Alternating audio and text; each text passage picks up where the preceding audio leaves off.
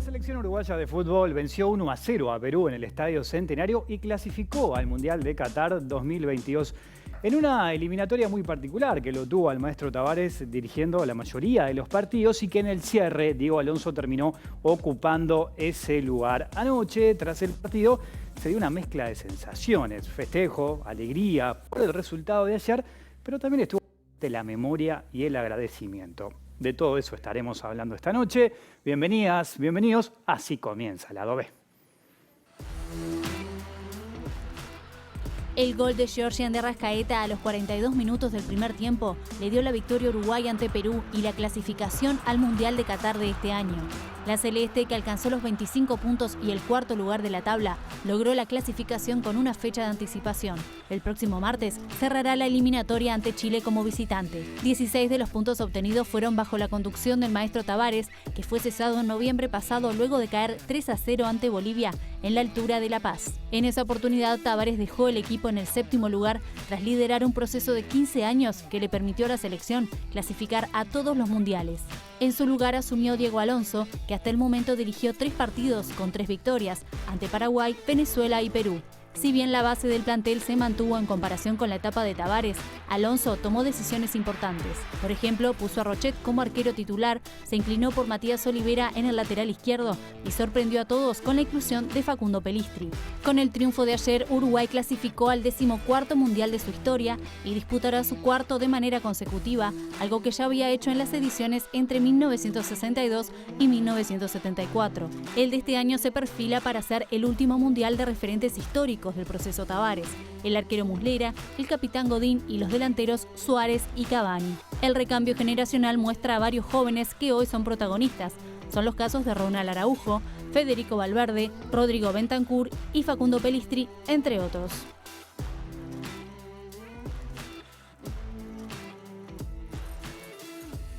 Y de esto estaremos hablando. Me acompañan dos destacados colegas que analizan muy bien el juego, pero lo más interesante además es que lo saben vincular con la sociedad, con la política, con la cultura, y ustedes saben que el fútbol va mucho más allá del juego y de la pelota. Sofía Romano, Jorge Señoranz, me acompañan conmigo. Sofía Romano, que además ustedes a Sofía ya la ven, la han visto acá en TV Ciudad, trabaja en DirecTV, en Teis Sports, actriz, locutora. ¿Cómo andas, Sofía? Bienvenida. Gracias, Will, por la invitación. Es un placer estar contigo acá y con Jorge también para hablar un poco de fútbol, que creo que es la máxima expresión cultural que tiene este país, desde su génesis, de la génesis misma del deporte, y que una clasificación mundial nos deja a todos en una sintonía muy positiva, que genera una identidad, un colectivo, algo realmente muy lindo, así que es un placer estar hoy compartiendo con ustedes. Bueno, te hemos visto acá en TV Ciudad en distintos eventos, ¿no? Sí, el año pasado estuvimos con Diego González haciendo la conducción de la movida joven. Exactamente. Bueno, Jorge Señorán, periodista de ESPN Uruguay, en 13-0, con una trayectoria extensa, con muchos libros interesantes, uno de ellos, obviamente, del maestro Tavares, el legado Tavares, junto a Luis Insaurralde. Gracias por acompañarnos, Jorge. ¿Cómo andás? No, ustedes. Bien, todo bien, por suerte. Bueno, ayer cuando terminó el partido, a mí me quedó una sensación, cuando veía a los jugadores en la cancha, era como una mezcla de emociones y de sentimientos, ¿no? Por un lado veía a Suárez y Cavani celebrar lo que seguramente fue el último partido en el Estadio Centenario de una eliminatoria con Uruguay, en el caso de Suárez cortando la red incluso para llevársela. Después veías a los más gurises, ¿no? Valverde, Bentancur, celebrar una clasificación. En el caso de Pelistri, también su primer mundial. Y en el caso de Pelistri, yo pensaba que cuando Tavares asumía en este último proceso, Pelistri tenía 5 años. O sea, era un niño y él está acostumbrado a ver Uruguay en los mundiales. No sabe lo que es un Uruguay fuera del mundial. Y después te encontrás y nos enteramos todos con que Godín fue al vestuario y lo primero que hizo fue mandarle un mensaje a Tavares y al cuerpo técnico anterior para agradecerle. Y todo esto de fondo con la alegría que teníamos de que Uruguay había clasificado, ¿no? Pero también con la memoria presente por todo lo que pasó anteriormente y lo que dejó Tavares. ¿Cómo lo vieron ustedes? ¿Con qué sensación se quedaron cuando terminó el partido? Sofi, empiezo contigo. Bueno, fue una mezcla de, justamente de eso, de alegría, también de alivio, ¿no? Porque ir al Mundial es algo que nos interesa a todas y a todos y eso y que une, ¿no? Como decía en la apertura, entonces era algo que realmente se quería. Pero a la vez también, estando ahí en el postpartido y justo me tocó trabajar, entonces conviviendo con mis colegas, padezco un poco el resultadismo, el existencialismo que hay y sobre todo a veces como la falta de recuerdo, ¿no? Y este no es un recuerdo que hay que hacer mucho esfuerzo para hacerlo, porque esta selección no es solamente que arrancan estas eliminatorias dirigidas por Oscar Washington Tabárez, sino que ese ímpetu de querer sí o sí estar en el Mundial creo que lo termina generando el proceso. Y no solamente eso, sino que muchas de las cosas que se reivindican en este equipo a nivel deportivo, ¿no? Estoy hablando, por ejemplo, de la mitad de la cancha, estoy hablando de la consolidación de jugadores que en este momento son los experimentados, los veteranos, como Suárez, Cavani, ni que hablar con Godín, con el partido que hizo ayer y los que viene haciendo en esta última etapa. Todo esto también este técnico tiene mucho que ver. Y no solamente por ponerlos en cancha y por hacerlos un equipo, sino también por el proceso de las selecciones juveniles, por ejemplo, ¿no? O sea, él generó realmente un cambio en el fútbol uruguayo. Entonces, que solamente esta victoria y esta consagración que es clasificar al Mundial tenga un nombre y apellido, que es el técnico actual, que tiene grandes méritos, porque obviamente cambia también la energía del equipo y lo refresca y tiene aciertos deportivos, que ya los hablaré, muy buenos, pero que solamente sea el mérito de él, yo creo que sería una injusticia tremenda. Entonces, me generó un poco eso, ese conflicto de decir, bueno, a ver, pará, esto no es una cuestión solamente de lo que acaba de pasar estos últimos 3 partidos. Esta base está muy sólida y esta base es construida. ¿Te pasó eso, Jorge, de ponerte contento porque vamos al Mundial, pero tener que dar vuelta a la página y decir qué pasó antes para entender el hoy? Sí, a mí me pasó algo que me sucede por ser periodista, digamos, de diario, criado en una redacción, que vos cuando termina un partido vos mirás más allá de los detalles. O sea, buscas otras cosas. Y yo clavé la vista en Godín. Y no sé si muchos percibieron, Godín se arrodilló en el pasto, se inclinó, puso la frente en el pasto y se puso a llorar.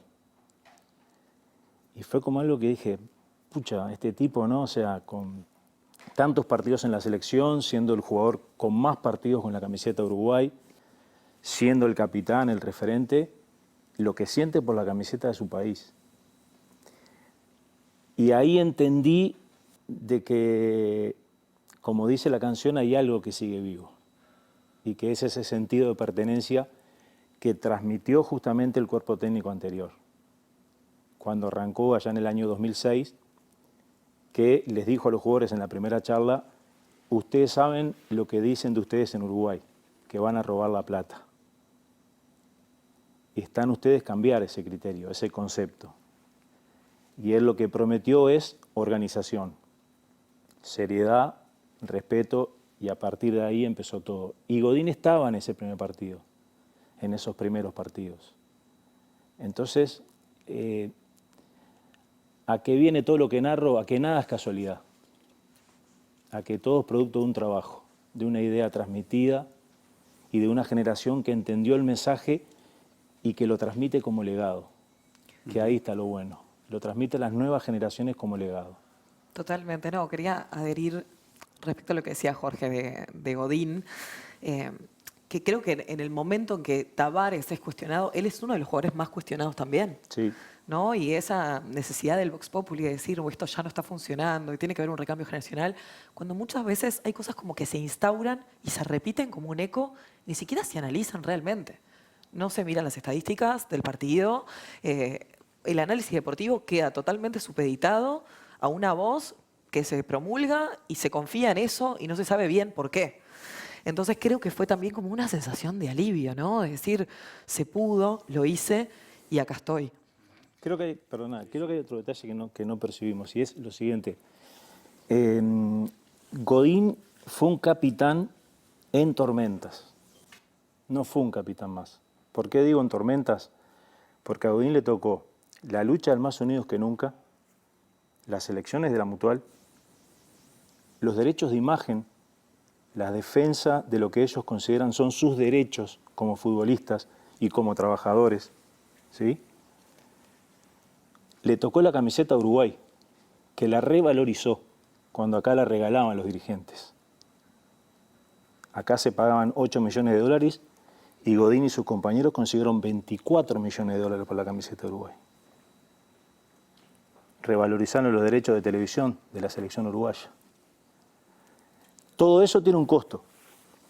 él mismo lo manifestó, no lo digo yo, lo dijo él públicamente, que él sabía que lo estaban esperando para pasarle factura. Ahora, y yo creo que hay mucho, y termino el concepto, yo creo que hay mucho de lo que le pasó o de lo que yo vi en ese hombre que se arrodilló y se tumbó en la cancha, de descarga, de emoción, de todo esto que vivió, de toda esta mochila, de sacársela de arriba. Es muy interesante lo que dicen ustedes dos, porque muchos, ¿no? Muchos hinchas se centran solo en el juego. Y si pateaste bien la pelota, si recibiste amarillo o roja, hay mucho más detrás de eso, ¿no? Porque en definitiva los jugadores son personas también y tienen que cargar con miles de situaciones. Sofía recién decía, ya vamos a ir a lo de Alonso, y es interesante eso, ver el perfil de Alonso. Pero Jorge, vos debes ser de los que más conoce el proceso Tavares, por esto que mencionaba recién del libro que te tocó escribir, porque conociste la interna, la cocina del proceso, hablaste bastante con Tavares y lo viste trabajar. Y en ese libro vos hablás de algo interesante, que señalás que Tavares recuperó la esencia pura de la selección. ¿Cuál sería esa esencia pura? Son muchas cosas.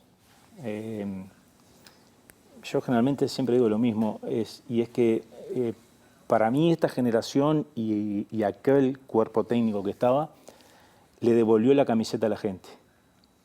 Y con eso digo todo. Porque la camiseta no era de la gente. La gente no cantaba el himno en el estadio. Yo lo viví, no me lo cuentan. Y ahora canta el himno desde hace un tiempo a esta parte. La gente se identifica con la selección. Los niños antes compraban las camisetas de los ídolos del exterior. Ahora piden la de Suárez o la de Cavani. Entonces, hay algo que cambió y que lo fueron cambiando justamente. Adentro hay mucha cosa.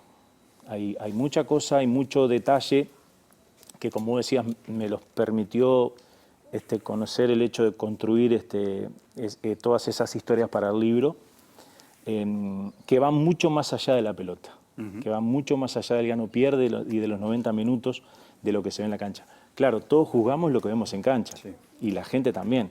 Vos sos hincha, vas a ver ganar a tu equipo y no te importa lo que pasa alrededor. Pero todo eso que está alrededor, detrás y por fuera, es lo que construye justamente esta cultura de selección. Yo creo que se logró construir una cultura de selección que antes no estaba instaurada. Sofía, Jorge, ¿me permiten hacer una pausa? Ya seguimos, hay mucho más para hablar todavía. Ustedes no se vayan, ya seguimos en Lado B, aquí en la pantalla de TV Ciudad.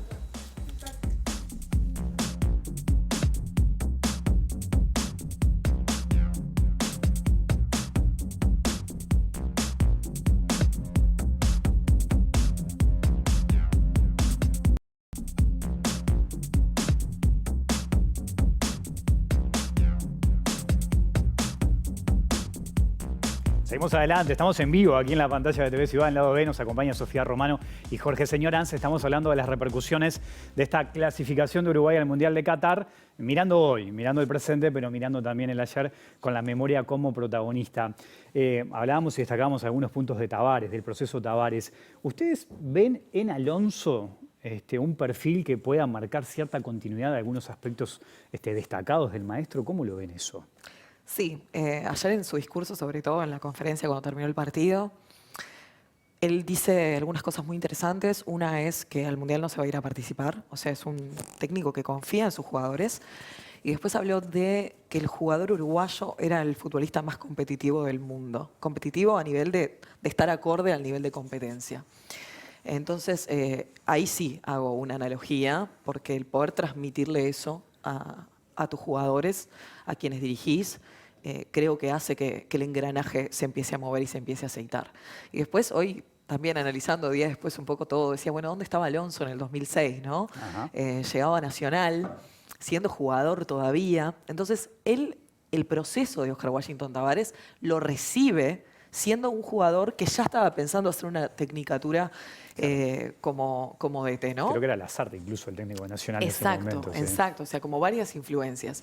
Y después también lo veo muy involucrado en lo que tiene que ver con las selecciones juveniles. Ajá. Creo que ahí él quiere poner cierto hincapié. Pero también podemos decir que nadie es insustituible. Yo creo que la figura de Oscar Washington Tavares es única. Y si bien él puede tomar determinadas herramientas y determinadas cosas, también va a crear su propio perfil y su propia esencia. ¿Cómo lo ves, Jorge? El proceso, Sofía recién mencionaba el proceso juveniles, que fue clave en el proceso Tavares, ¿no? Creo que salvo uno o dos equipos fueron todos a los mundiales, pero ese semillero es lo que hoy también permite que distintos jugadores jóvenes sean protagonistas en la mayor. ¿Lo ves con esa perspectiva también? Sí, primero creo que tenía una parada muy brava, muy complicada, porque me acuerdo que hace mucho tiempo Forlán me dijo que iba a ser complicado para el que viniera detrás de Tavares. Claro. Obviamente cambiaron las circunstancias y se dio lo que se dio, una salida como consecuencia de malos resultados. Entonces cambia un poco la perspectiva. De pronto, si se hubiese ido en otra condición, tal vez hubiese sido más duro para el sustituto. Después creo que obviamente se encuentra con un trabajo realizado, con una estructura montada, con algo que evidentemente hacen sus antecesores, ya sea el cuerpo técnico de la mayor o los de juveniles, que ahí se tendrá que resolver quiénes continúan y quiénes van a dejar su labor. Pero sí, hay que ver. Sinceramente, y creo que todos en este aspecto vamos a coincidir, no tenemos mucho el recorrido de Alonso en cuanto a trabajar en el fútbol uruguayo, porque en realidad trabajó muy poco, estuvo un tiempo en Peñarol y después la mayor parte de su carrera la hizo en el exterior. Yo lo veo, y es una opinión desde afuera evidentemente, sólido, serio, al menos desde el punto de vista de sus declaraciones, respetuoso con lo que pasó y con lo que puede llegar a pasar. Y creo que le llegó a los jugadores. Ajá. Y ahí hay un punto importante, que no es un detalle menor. Bueno, hoy Sofi marcaba la referencia de Alonso en Nacional 2006. Es compañero de Godín, si no me equivoco, en ese Nacional. Y él cuando asume una de las primeras cosas es se reúne con Godín en España y después mantiene una serie de reuniones con otros jugadores. Y después del partido, en esa conferencia de prensa, Alonso habló de Tavares. Les propongo repasar qué fue lo que dijo. Vamos a verlo. Ensalzar también y realzar el trabajo hecho por el maestro Tavares y su cuerpo técnico durante muchísimo tiempo. Lo que ha hecho es también allanar un montón de caminos por todo lo que ha edificado durante muchísimo tiempo y nosotros en este caso tuvimos la posibilidad también de usufructuar todo lo que él ha hecho y dar lógicamente nuestra impronta para ayudar a que Uruguay hoy nuevamente pueda estar en un mundial, de que la gente se sienta partícipe y orgullosa de los jugadores que tenemos. Él toma decisiones pesadas. Más allá de que la base del plantel es muy parecida a la que venía convocando Tavares, él ayer toma una decisión muy pesada que fue sacar a Muslera, ¿no? Del arco, un arquero histórico vinculado a este proceso exitoso. Lo deja en el banco de suplentes, lo pone a Rochet, lo pone a Matías Olivera en el lateral izquierdo, cuando acá la discusión, ustedes recordarán, era Piquerés o Viña, cuál de los dos jugaba. Él lo puso a Matías Olivera. Y creo que nos sorprende a todos con Pelistri. No porque Pelistri no tenga condiciones, sino porque no estaba jugando y no estaba en el radar de ninguno de nosotros. ¿Qué características les destacarían ustedes al juego de Alonso? Yo sé que es muy difícil un técnico de selección poder desarrollar una idea porque tiene poco tiempo con los jugadores, pero más o menos uno puede ahí identificar algunas cosas interesantes. ¿Qué destacarían ustedes de lo que propone Alonso? Yo creo la intensidad me refiero a como la energía con la que los jugadores salen a la cancha, el construir desde atrás con velocidad por las bandas, intenta hacer determinadas asociaciones, obviamente es muy corto el plazo de trabajo y también los planteos acorde a los rivales, ¿no? No podés comparar un partido contra Venezuela, contra Perú, y también sobre la necesidad que tenés. Una cosa es tener como un margen un poco más amplio. Ayer tenías que salir a ganar. Entonces ahí también va a construir un poco tu base de juego. Pero creo que eso, o sea, la velocidad por las bandas y el construir desde atrás, creo que son como algunas claves que le puedo poner. Y después un punto muy importante para mí en Alonso es que sabe leer muy bien el partido. O sea, me parece un técnico que su plan B suele funcionar. O sea, que se adapta muy bien a la circunstancia y al menos en estos 3 partidos creo que eso lo ha demostrado. Uh-huh. ¿Qué te gustó, por ejemplo, de estos partidos de Alonso, Jorge? O sea que yo destacaría en el equipo personalidad. Creo que definiría ahí la palabra. Porque desde el punto de vista futbolístico, como decía Sofía, es muy difícil analizar en 3 partidos y con tan poco tiempo de trabajo. Obviamente se vieron cosas. Yo comparto, ya hacía una solidez defensiva, laterales que pasaban al ataque, la velocidad que aportó Pelistri. En su momento la aportó Nández, cuando jugó por esa banda en la selección. y fue un revulsivo, pocos lo recuerdan ahora. Son jugadores de distintas características, pero me refiero a lo que aportaron en su momento, ¿sí? y lo que aportó ahora Pellistri, que repito, es distinto. Pero a mí me da la sensación, y destaco la personalidad para plantarse en Asunción, para decir acá está Uruguay y ganar el partido.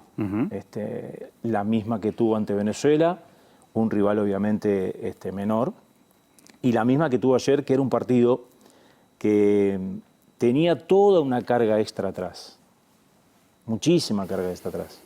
Este partido valía mucho, era la clasificación, ni más ni menos, era el borrar todo lo que había pasado, era la oportunidad de cambiar la cara, definitivamente, de que aquellos que habían sido castigados, no sé si ustedes notaron o escucharon, muchos jugadores hablaron justamente de eso, de lo que habían sufrido. De la presión también que sufrieron, con las críticas y de la presión. Sí, y después hay una presión extra que creo que siempre tiene Uruguay, que es cuando es favorito. O sea, Uruguay históricamente es un equipo que le sienta más cómodo ir de atrás, ¿no? Ir a pelearla desde ese lugar. Y ayer era favorito en los medios acá, era favorito en los medios favorito y tenía que peruanos. Confirmar, aparte, Eso además, ni que ¿no? hablar. Eso es lo peor que te puede pasar. Pero... Sí, y también creo que también, no sé, muchas veces se le exige como un grado que también creo que esto es obra de Tavares, ¿no? La mala costumbre. Porque para clasificar a 4 mundiales consecutivos nos tenemos que remontar a la década del 60 o del 70. Pero ayer, por ejemplo, escuché decir de que el primer tiempo de Uruguay fue malo. No fue malo. Jugaste contra un equipo que entrega la tenencia, que vos tenés que tener otra habilidad creativa, que ahí el engaño y la sorpresa, que es un factor determinante para poder ganar, se hace mucho más difícil, que se repliega muy bien y que tácticamente se defendió perfecto. Pero no hizo un mal primer tiempo Uruguay. Entonces, eso, creo que había mucho nerviosismo, mucha ansiedad y sobre todo, a veces nos ponemos como esa idea de que, bueno, si jugamos así contra Venezuela, eso es lo que vamos a ver a partir de ahora. Y no, cada partido me parece que son 90 minutos muy especiales. Y mucho más la eliminatoria, ¿no? Esta eliminatoria nuestra, que es tremenda. Total. Es muy competitiva, hay pocos puntos que separan al que está segundo del que está séptimo o octavo, ¿no? En Latinoamérica, y ayer mismo quedó Italia afuera del Mundial, o sea... Campeón de Europa. ¿No? Italia campeón de Europa, que no pudo ir al Mundial. Sí, por eso hay que poner un poco en perspectiva a veces. Bueno, justamente, ¿no? Hablando del Mundial, no tenemos la bola de cristal, el sorteo será la próxima semana, no sabemos los rivales, pero ¿con qué Uruguay nos podemos encontrar en el Mundial? Mundial que se va a jugar noviembre, diciembre de este año, ¿no? Falta una vida claro, todavía. falta mucho, no sabemos cómo vamos a llegar, sobre todo nuestros jugadores, pero ¿se imaginan un Uruguay protagonista? Porque recién Sofía decía, estamos mal acostumbrados, vamos a todos los mundiales, y fuimos protagonistas en los últimos, ¿no? Tenemos ese asterisco ahí en Brasil con la sanción a Suárez, que no sabíamos qué podía pasar si Suárez seguía jugando, porque Uruguay estaba bien. Después fuimos protagonistas en todos. ¿Podemos seguir por esa línea? ¿Cómo lo ven? ¿Hay potencial? Potencial hay. Es difícil vaticinar, porque queda mucho camino por delante y acá el técnico va a tener que tomar otra decisión pesada. ¿Cuál? Y es qué pasa con la generación que está culminando su ciclo. Los históricos. Exacto. Y ahí me refiero a Muslera, Cáceres, Godín, Suárez, Cavani. Él ya toma una decisión importante, no sé si comparten, y es que no juegan los dos, Suárez y Cavani. Ayer pone a Suárez y lo acompaña con un delantero explosivo que es Darwin Núñez y lo deja a Cavani en el banco. Que ya lo había tomado el maestro también. Exacto. Me acuerdo contra Colombia en el Parque Central. Porque me quedo con eso que decías hoy, Sofía, de la intensidad que busca Alonso. Se sabe que con Suárez y Cavani, que son dos monstruos, no tienen la misma explosión que tenían 10 años atrás. Por lo tanto, él tiene que cambiar y ya tomó una decisión en ese sentido, ¿no? Claro, pero ¿qué haces ahora de cara a un mundial? Llevas 5 jugadores de determinada edad, son muchos, tenés que hacer un recambio. ¿Es conveniente hacerlo en el Mundial? O sea, son todas interrogantes que surgen y que el técnico se las debe estar planteando. Es muy difícil dejarlos afuera, cualquiera de los dos, ¿no? O de los 4 que mencionaste. Por eso, o sea... Andá a decirle a Suárez o Cavani, no vas al Mundial, no vas a tu último Mundial. El pasaje ya igual, ¿eh? Yo creo que son determinantes. Y no solamente a nivel de referentes, ¿no? De vestuario, todo lo que puede dar desde el lugar de grupo, sino también de lo que se impone ante el rival. Ayer justo volvía en barco con varios hinchas peruanos de Buenos Aires a Montevideo y hablando con alguno de ellos, los que más le asustaban eran los nombres Suárez y Cavani. Y bueno, y capaz que eso no termina siendo como muy fino, hilando en lo intrínsecamente deportivo, pero yo creo que un técnico rival, si sabe que va a jugar contra estos dos, se lo plantea diferente. Porque sabe que son esos jugadores especiales y que también están prontos como para la épica, ¿no? Como para esas que capaz que tienen, no sé, muchos años para el fútbol, ¿no? Porque son jugadores muy jóvenes en realidad, pero para el fútbol sí, ya están en esa edad límite y sin embargo capaz que te hacen un gol en la hora, en un partido que te pasa a octavo de final. Puede pasar. Sí, es difícil, me parece, vaticinar, porque, a ver, pasa el tiempo para todos, el fútbol es cada vez más físico, los futbolistas son cada vez más jóvenes, porque justamente ese fútbol físico te lleva a eso, a elegir atletas. Entonces, claro, ahí el técnico tendrá que tomar una resolución al respecto. Ha sido muy difícil encontrar sustitutos de los dos monstruos de arriba, de Suárez y de Cavani. Y es una de las críticas que se le hizo durante mucho tiempo a Tavares. Pero yo pregunto, si vos durante 10 años o 15 años tuviste a Suárez y a Cavani en su mejor nivel, ¿en qué momento iba a entrar otro jugador? Esto es como que vos me digas, conviviste en el Peñarol a la sombra de Pablo Bengochea, o conviviste en Argentina a la sombra de Maradona. En la Argentina de Maradona no jugaba Bocini, que era un fenómeno en Independiente, y jugó 2 minutos en un mundial. Entonces, es muy fácil decirlo, nunca buscó un sustituto, pero llevarlo a la práctica. ¿Vos lo sacabas a Suárez y a Cavani en el año 2011 en la Copa América para poner a quién? Imposible. ¿Lo sacabas en el año 2013 o en el año 2014? Si Suárez le hizo los 2 goles a Inglaterra, y después se le gana a Italia. Entonces, y al mundial siguiente Cavani le hace los 2 a Portugal para meterte en cuartos de final. Exacto. O sea. Entonces, ¿qué pasaba si fíjate, no seleccionaba, no? Claro. Bueno, también. Te quedas con esa incógnita. También, fíjate claro. del periodo de tiempo del cual te hablo, ¿sí? Y yo entiendo que buscar un sustituto, pero ¿cuándo lo pones? ¿En los amistosos? Y sí, probaron jugar en los amistosos, pero es muy difícil cuando vos tenés 2 monstruos de estas características, para los que están atrás, convivir bajo esa sombra. Porque no hay espacio, no dan espacio. Claro. Por sus condiciones futbolísticas. Igual, Will, de los que nombrás, yo qué sé, yo a Godín lo sigo viendo óptimo. Te diría que en los últimos partidos hasta mejor que su colega, ¿no? Que su colega zaguero, que también es un jugadorazo, José. Pero digo, no es que la edad lo esté haciendo tener algún tipo de afección que no pueda continuar. Más bien lo contrario, muchas veces saca él el equipo adelante. A Suárez dámelo siempre, entiende el juego como nadie. Ayer en un momento que Uruguay necesitaba respirar, la aguanta, se hace hacer esa falta que solo él lo hace de esa manera. Después Cavani tiene una entrega que también es muy difícil y el Pelado Cáceres tiene una versatilidad, es un jugador tan polifuncional que es difícil también dejarlo afuera porque siempre te puede dar esa mano. Y Muslera a mí me sigue dando seguridad.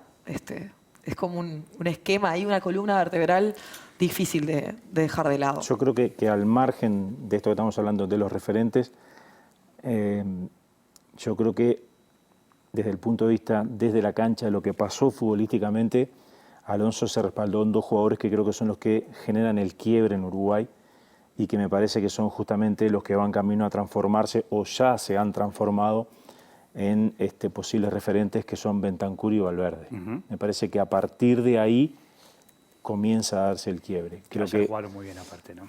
Creo que futbolísticamente Uruguay empieza a depender muchísimo de ellos. Mirá lo que te voy a decir, más allá incluso de Suárez y de Cavani. Bien. Porque son los que le manejan el cuadro. Claro. Sofía, Jorge, ha sido muy bueno tenerlos por aquí, conversando de todo esto. La vamos a seguir en otro momento, ¿les parece? Sí, ¿no? Sí, Sí. da para seguir hablando Amerita, tranquilamente. totalmente. Es un año de mundial, o sea que todavía damos para... Capaz que podemos hacerlo en Qatar en algún momento, sobre fin de año. Y bueno, Lo hablamos. ¿Por qué no? Gracias por acompañarnos. por favor. A vos. Nosotros nos tenemos que ir, ustedes se quedan en la pantalla de TV Ciudad. El domingo gran transmisión por el referéndum y nosotros volvemos con Lado B el lunes en vivo a las 20 horas. Que pasen bien. Chao. Ya le hicimos pedido.